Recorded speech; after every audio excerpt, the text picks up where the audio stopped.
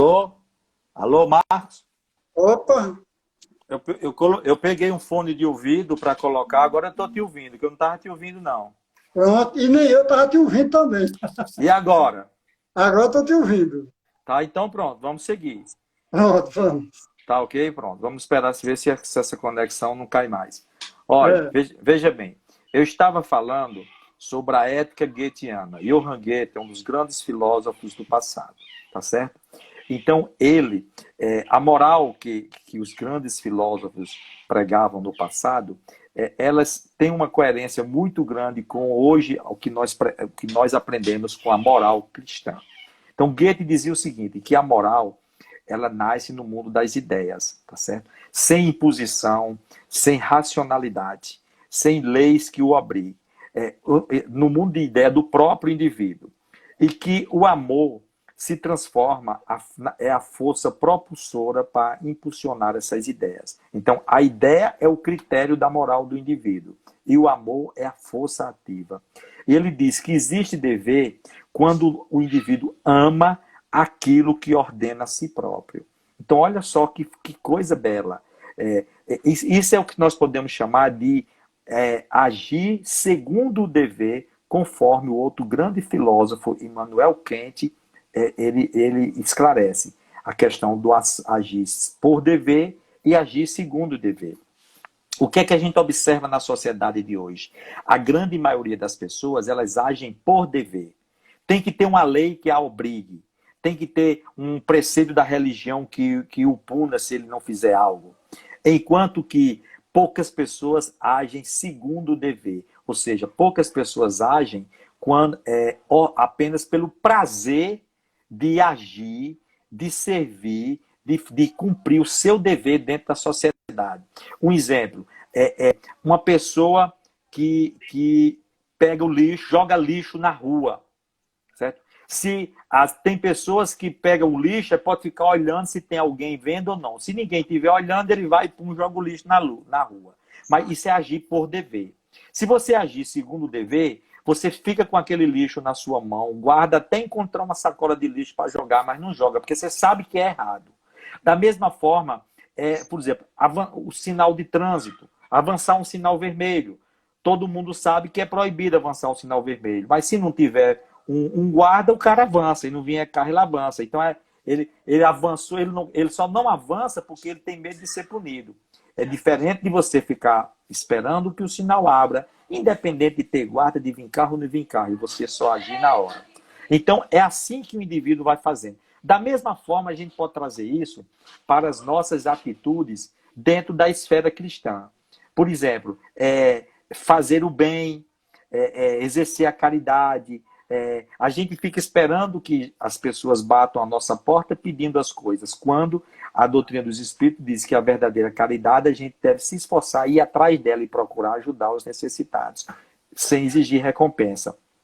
No campo dos sentimentos, das emoções, do mesmo jeito, a gente, se nós somos ofendidos, o nosso dever moral diz que nós devemos procurar perdoar. Então, no início, a gente começa até agindo por dever.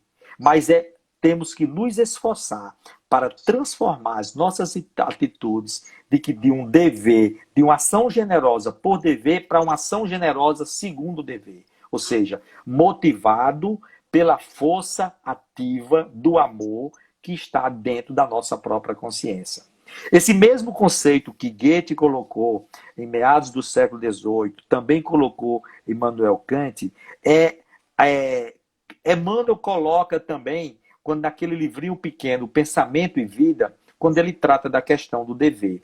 Ele diz o seguinte, o que é o dever? O dever é a submissão a determinados princípios estabelecidos pelas leis divinas que determina a região moral de serviço que somos alertados constantemente pela nossa consciência. E isso define o quê? Define uma faixa de ação no bem, em que o Supremo Senhor nos situou. Ou seja, ele detraçou colocou sobre a nossa própria responsabilidade para que cada um evolua rumo à perfeição, ou seja, busque o seu próprio aperfeiçoamento. Então veja como é belíssimo. Então é o dever que está na nossa consciência, conforme está na pergunta 621 dos livros espíritos. Onde estão escritas as leis divinas? Na consciência do homem. Então, veja bem, Goethe fala, existe dever quando amamos aquilo que é ordenado pela nossa própria consciência. É quando a gente tem a força ativa do amor ordenado pelas leis divinas que estão na nossa consciência. Emmanuel diz que é o dever submissão aos princípios determinados pelas leis divinas. Então, é submissão. Você tem que estar submetido a um limite, dentro de limites que foram determinados pelas leis divinas. Aí, que são esses limites? Ele diz, é a faixa de ação no campo do bem, que cada um de nós é convidado a agir sobre a próxima responsabilidade em busca do seu próprio aperfeiçoamento. Ou seja, é a região moral de serviço que cada um é alertado pela consciência. Quando a gente, muitas vezes, vai fazer algo e a consciência diz, isso está errado, não é assim não, não é desse jeito. É a luzinha da consciência, da responsabilidade moral que acende na nossa consciência, que foi determinando, mostrando para a gente os limites que as leis divinas determinou, para que a gente discipline as nossas atitudes e os nossos atos. Se a gente não respeitar isso daí, o indivíduo está se comprometendo moralmente. Por isso que diz, quando o indivíduo ele cai moralmente, é quando ele infringe as leis divinas. E as leis divinas é aquela de você saber diferenciar o bem do mal. Está lá na pergunta 629 do Livro dos Espíritos. O que é moral? Moral é a regra de se distinguir entre o bem, de bem se conduzir. A moral se fundamenta nas leis de Deus. E o homem se conduz bem quando diferencia o bem do mal e faz tudo pelo bem do próximo. Quando ele faz tudo pelo bem da humanidade e não para o seu próprio bem, aí ele está cumprindo a lei de Deus. Porque a lei de Deus estabeleceu que o bem deve ser praticado em benefício de todos e não do próprio indivíduo. Então, esta é que é a atitude moral. E Kardec perguntou, também na pergunta 631, se por acaso o homem tinha em si próprio como diferenciar o bem do mal. Aí Kardec diz, Deus lhe deu para isso a inteligência. Então, gente, a inteligência é o meio que Deus concedeu ao homem para que ele faça a distinção entre o bem e o mal, o que é certo, o que é errado. E aí ele faça as suas escolhas. E com isso aumenta a sua responsabilidade. Kardec abordou isso na pergunta 780. Ele perguntou, quem é que vem primeiro? O progresso moral ou o progresso intelectual? Os benfeitores disseram, é o progresso intelectual e o que é secundado pelo progresso moral. Aí Kardec pergunta, como é que o progresso moral, como é que o progresso intelectual leva ao progresso moral? Aí os espíritos disseram, distinguir entre o bem e o mal. Aí ele escolhe, fazendo escolha, desenvolve o seu livre-arbítrio e aumenta a sua responsabilidade. Então, gente, é o conhecimento que liberta o indivíduo, que nos dá a oportunidade de escolher o próprio caminho e aumenta a nossa responsabilidade perante a vida.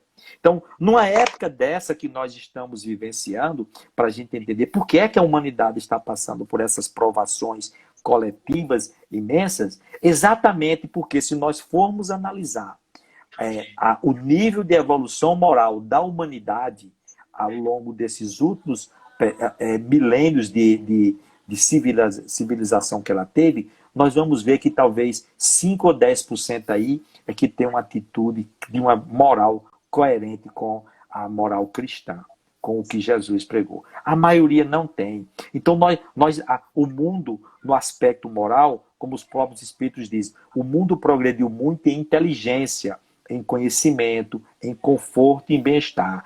Porém, ele precisa progredir moralmente. Porque se não progredir moralmente, a gente não passa para a terceira fase, que é a fase de regeneração. Aí, Kardec abordou isso exatamente na pergunta 783, quando trata da questão do progresso. E Kardec perguntou o seguinte, como se dá o progresso da humanidade? E os espíritos disseram, existe um progresso lento e gradual que ocorre pela força das coisas. Este progresso, ele acontece naturalmente, é o que vem acontecendo nos últimos milênios. Porém, quando um povo não progride satisfatoriamente para acompanhar a evolução dos mundos, de tempos em tempos, Deus suscita abalos físicos e morais para que ele possa avançar material e espiritualmente. Então, é isso que nós estamos vivendo na atualidade. Nós estamos vivendo um abalo moral que é consequência da necessidade evolutiva do planeta, tá certo? Do planeta, da humanidade. Porque, coincidentemente, pode acontecer abalos físicos. Olha, o livro A Gênese, por exemplo, eu gostaria de mostrar para vocês aqui uma coisa interessante do que está no capítulo A Gênese, né? Lá na terceira parte, que ele fala sobre os final dos tempos e sobre a nova geração. Então, tem umas passagens aqui que Kardec escreveu naquela época, em 1868, que ela é fantástica para a gente entender como as coisas acontecem hoje. Ele diz o seguinte, olha, falando sobre tem duas mensagens do Espírito Arago e do Espírito Dr. Berg.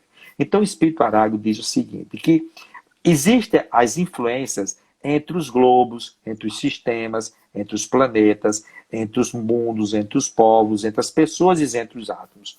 E ele diz o seguinte, ó, a matéria orgânica não poderia escapar a essas influências. As perturbações que ela sofre podem, pois, alterar o estado físico dos seres vivos e determinar algumas dessas enfermidades que atacam, de modo geral, as plantas, os animais e os homens. Enfermidades que, como todos os flagelos, são para as inteligências humanas um estimulante que a impele, por força da necessidade, a procurar meios de os combater e a descobrir leis da natureza. Então, é isso que nós estamos vivenciando hoje. Essa revolução dos globos, ela está acontecendo porque nós chegamos na fase da transição. E não temos mais como alterar isso daí, gente. E se nós formos analisar esse período de renovação da humanidade, os primeiros períodos começaram lá com o profeta Daniel, no Velho Testamento, quando ele fez as previsões dos finais dos tempos. Depois veio Jesus, há 2000 anos, dizer que os tempos estavam próximos.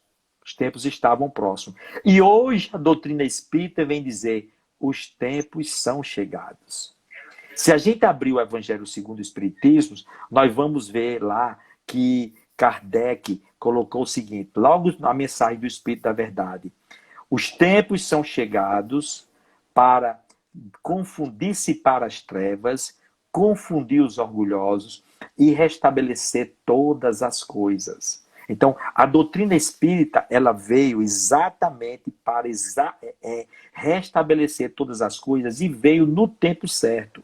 E nós podemos dizer que esta pandemia física que está acontecendo, talvez seja um reflexo para combater a maior pandemia que a humanidade tem, que é a indiferença pela dor e pelo sofrimento alheio. Ou seja, uma pandemia moral que existe, que precisa ser corrigida. Então, veja bem, esses aspectos de transição, eles vêm de etapas em etapas. É isso que diz o Espírito Arago e Dr. Berry. Dr. Berry diz o seguinte, o livro A Gênese, presta atenção, ele foi publicado em 1868. Ele diz que a Terra está atravessando o período de transformação previsto, que já começou há quase 100 anos. Então, o que foi que aconteceu há 100 anos antes de 1868? Por volta de 1758, 750, ou seja, meados do século XVIII, aconteceu o maior movimento de revolução de ideias do planeta, que foi o Iluminismo. O Iluminismo liderado por aqueles grandes pensadores, Voltaire, Rousseau, Diderot, John Locke. Eles pregavam o quê? Que o ser humano devia buscar se libertar, a iluminação das suas ideias pela razão. E isso ele combateu o obscurantismo, a fé cega, que vinha, digamos assim, dominando o seio da humanidade.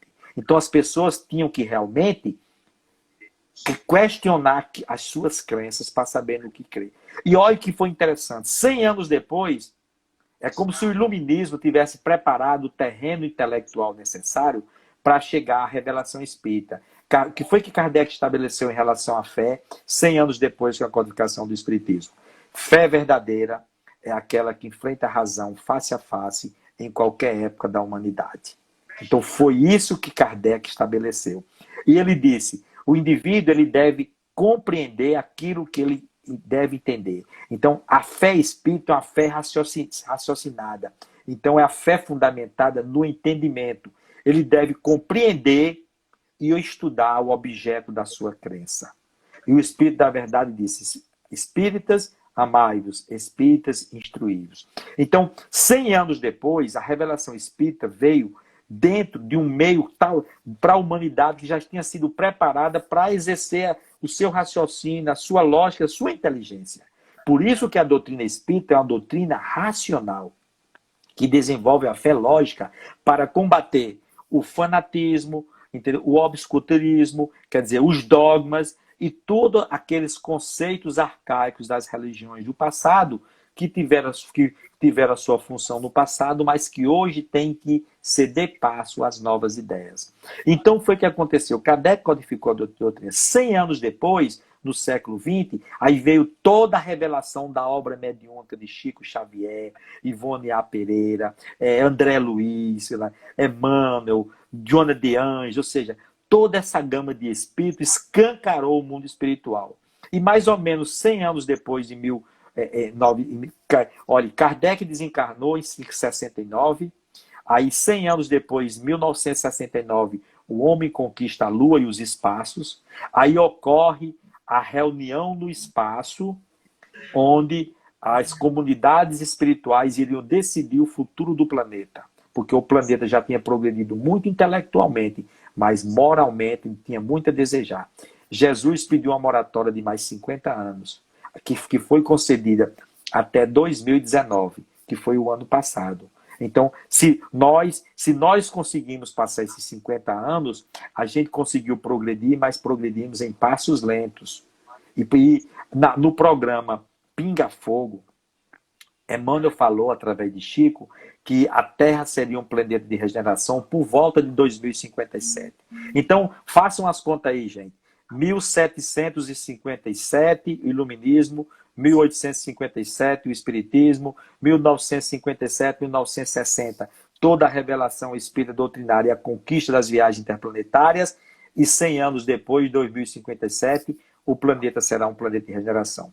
Só que, vejam bem, 2057 é amanhã, nós estamos em 2020, daqui a 40 anos a gente está mais ou menos por volta de 2060, quando Emmanuel disse que a Terra será um planeta de regeneração.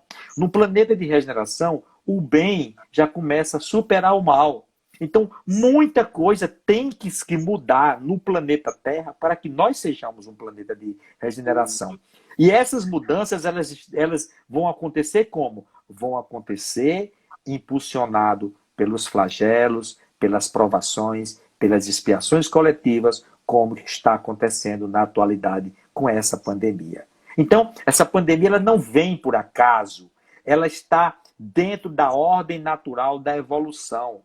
E eu digo mais, André Luiz fala no livro Os Mensageiros que existe na atmosfera do nosso planeta verdadeiras nuvens de bactérias e nuvens de vírus que são criadas pelo desregramento do pensamento da humanidade, que alimentam essas nuvens de micro-organismos, e que elas se voltam contra a humanidade. Então, provavelmente, essa pandemia viral que está acontecendo aí, não é que Deus tenha dito, vamos mandar um vírus, criar um vírus aqui para dizimar a população. Não.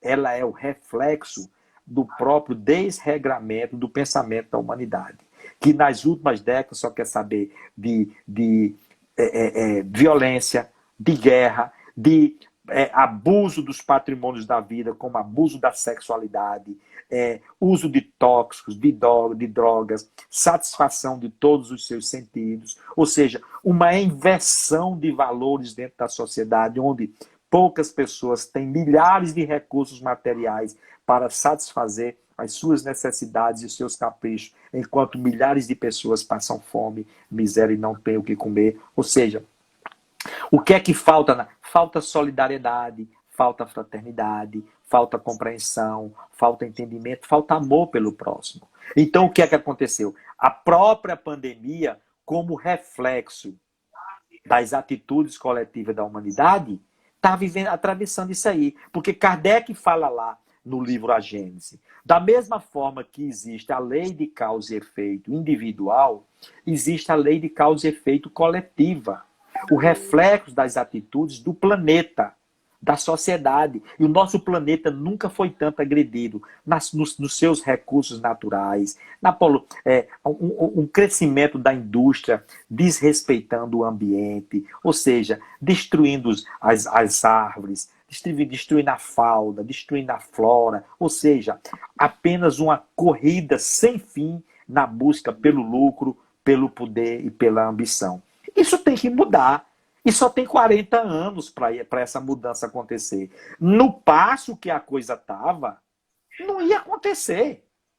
Tinha que. Mas os Espíritos dizem, Deus tem meios de promover a transformação da humanidade. E aí está um dos meios. Que quer seja, Deus é amor, nós não podemos imaginar que foi Deus que criou isso aí. O vírus, uma pandemia dessa, ela é criada pelo reflexo do próprio pensamento da humanidade, entendeu? Fomos nós mesmos, como humanidade coletiva, que não atendemos os chamamentos de Jesus nesses 2000 anos, que atacamos o planeta destruindo seus recursos naturais, que nós criamos na atmosfera psíquica do nosso planeta esses fatores destruidores que hoje se voltam contra nós próprios para nos impulsionar à renovação, ao novo progresso. Então, quem não se buscar renovação nesse momento, corre o risco de não continuar no planeta de regeneração.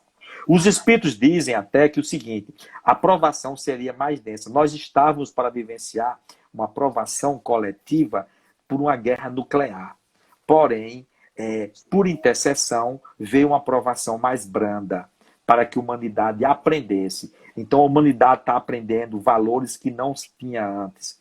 Nunca se viu tanta igreja, templo evangélico, centro espírita, mesquita e sinagoga fechada como hoje. Mas também nunca se viu tanta gente orando. Ou seja, tanta gente se preocupando com o próximo, as ações solidárias, buscando diminuir a fome, preocupando com quem está passando frio, com quem está com fome, não tem onde morar. Esse tipo de sentimento faz com que o planeta mude na sua psicosfera. Então, o que nós temos que fazer diante dessa pandemia, como diz Divaldo Franco, nada acontece por acaso. Tudo está estabelecido pelas leis divinas. E cuidar de si próprio, utilizando os recursos preventivos dentro dessa para não se contaminar, é cumprir a lei moral de causa e efeito. Então, a gente não pode ficar naquela, não, se está dentro da lei de causa e efeito, se eu tiver de pegar, eu pego, se eu não pegar, eu não pegar, se eu tiver de morrer, eu morro. Não é assim, gente. Pensar desse jeito é você tentar usar o nome de Deus em vão. Infringir o primeiro mandamento. Não tentarás o nome, não usarás o nome do seu Deus em vão. Então, você tem que ver o seguinte, cada um de nós tem o livre-arbítrio de, nessa existência, fazer as escolhas. E nós temos que nos proteger, ter os cuidados devidos e necessários para poder seguir a vida. E se por acaso formos acometidos, é porque estava na nossa programação. Porém, eu costumo dizer nas lives, a maior atitude preventiva do cristão em tempos de pandemia é fazer o bem, é ajudar as pessoas, é praticar a caridade. Por quê?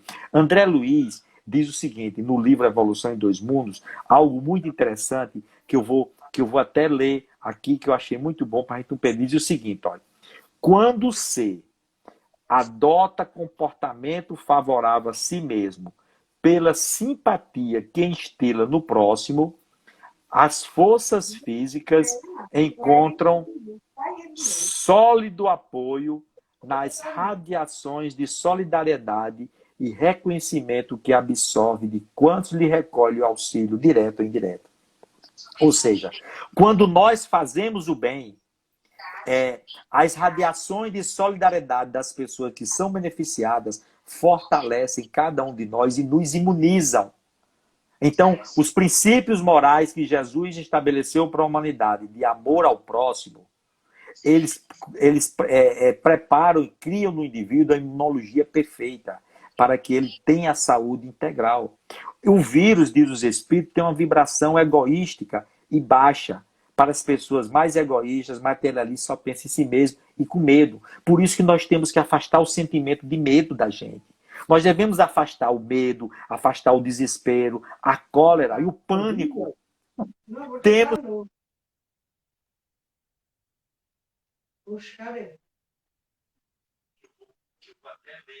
confiante em Deus. Porque sendo, nós vamos conseguir superar esta luta, e nós vamos sair vitoriosos. E para finalizar, gente, eu gostaria apenas de citar uma palavra de Dr. Bezerra de Menezes, quando ele fala sobre esse momento que ele chama da gloriosa transição. Porque sempre nós vamos conseguir superar esta luta. Era uma ligação chegando no celular do hospital. Estamos encerrando. Então, veja bem, vamos encerrar com o pensamento de Dr. Bezerra. Dr. Bezerra diz o seguinte, ele diz, olha, que outros reclamem, que outros se queixem, que outros deblaterem, que nós outros guardemos nos refolhos da alma o compromisso de amar e amar sempre, trazendo Jesus de volta, que seja o nosso escudo, o amor, as nossas ferramentas, o amor, e a nossa vida, um hino de amor. Então, sejamos confiantes, que Deus abençoe a todos. Eu vou pedir licença a vocês para sair, porque eu vou ter que atender o chamado do hospital. Foi mesmo no final da live. Mas vamos trazer Jesus de volta, que seja o medo e a cólera, que seremos vitoriosos, ok? Um grande abraço a todos. Obrigado, viu? Deus abençoe você e toda a sua família.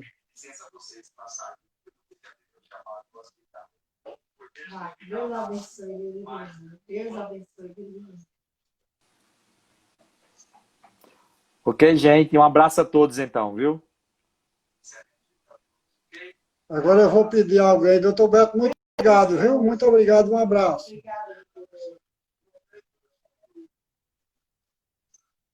Ivonaldo pode fazer a prece final, Ivonaldo? Ou você quer fazer algum comentário? Ok, gente, um abraço a todos, então. Deus te abençoe. Alguém aqui que está online se habilita a fazer a prece, dê um ok aí que eu coloco ao vivo. Glória faz a prece, Glória? Faz a prece, Glória? Faz? Vou botar você. Não, essa Júnior está aqui. Júnior está aí. Irmão Jonas, Ivonaldo, Glória, quem quer fazer a prece final? Peça aí, Ronaldo. Ronaldo não quer. Jonas. Jonas, eu gosto da prece de Jonas. Ivonaldo, pode fazer a prece, Ivonaldo. Para fazer a prece.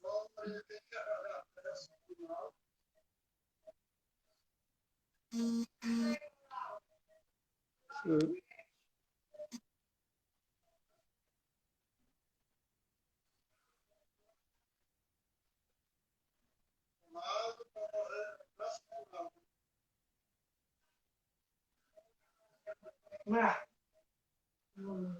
Eu vou botar você agora, fazer a prece. não, eu tô sem inspiração. Bota não. Vou chamar você agora, viu, agora?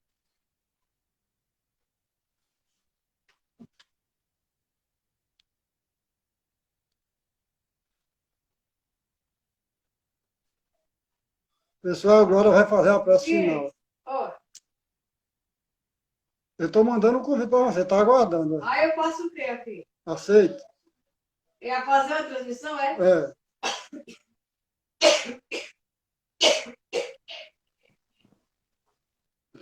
Boa noite. A todos. Que Deus nos ilumine, nos fortaleça.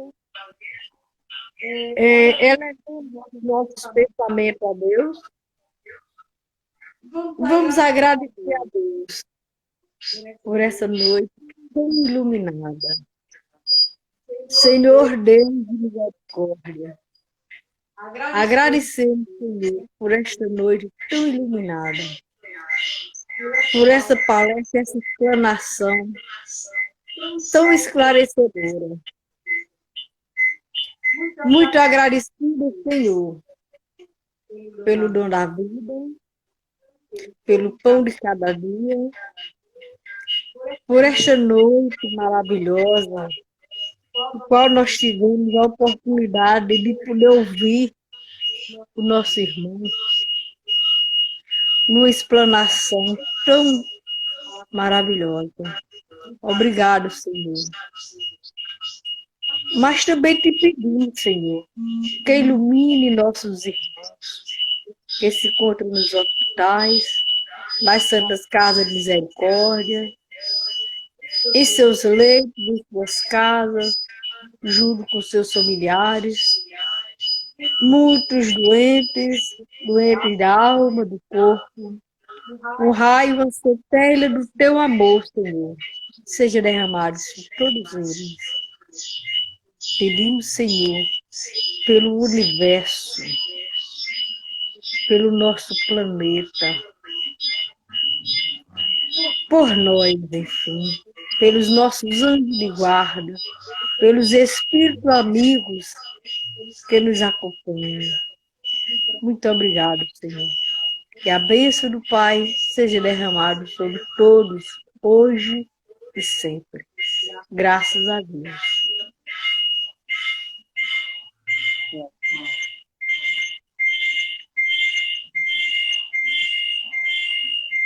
Tá dando microfone.